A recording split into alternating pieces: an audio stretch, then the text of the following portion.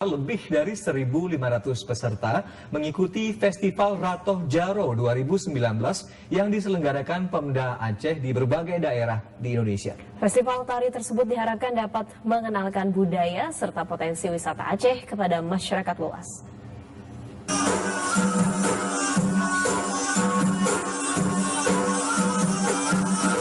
Guna mengenalkan budaya serta potensi wisata Aceh secara luas, Pemda melalui Badan Penghubung Pemerintah Aceh di Jakarta menggelar Festival Budaya Tari Ratoh Jaro. Ribuan peserta yang umumnya generasi muda dari berbagai daerah antusias mengikuti festival tari ini.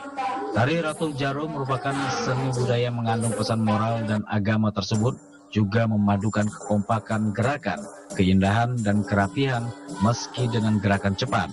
Kadis Kebudayaan dan Pariwisata Aceh Jamaluddin mengatakan, tingginya antusias peserta yang diikuti pelajar dalam festival ini diharapkan generasi muda dapat menjaga pelestarian budaya bangsa.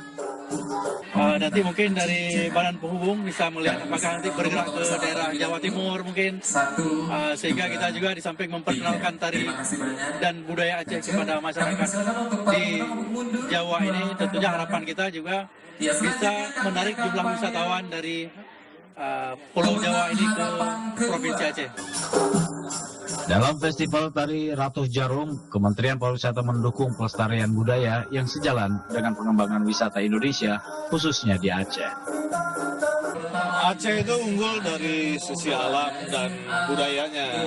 Jadi mereka punya diving kalau di wilayah barat, Sabang, kemudian di wilayah tengah punya kopi yang berkelas dunia, kemudian juga punya seni tradisi yang juga masuk dalam kategori World Heritage ya, UNESCO, Saman. SMA Negeri 90 Jakarta keluar sebagai juara satu dalam Festival Ratoh Jaro 2019 yang memperebutkan piala bergilir Gubernur Aceh.